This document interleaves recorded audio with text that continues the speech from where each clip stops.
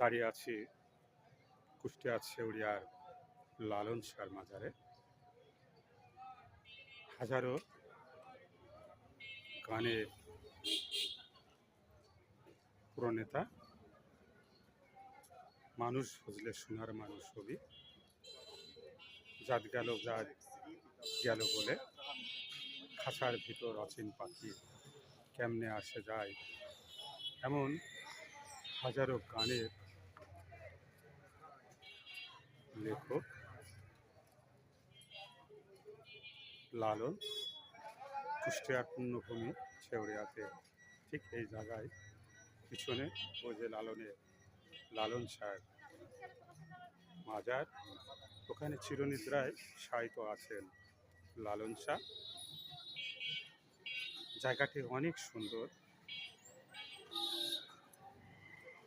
সারাদিন সকাল থেকে রাত, রাত থেকে সকাল, প্রতিদিনই হাজারো লালন ভক্ত এখানে সমাগম হয়।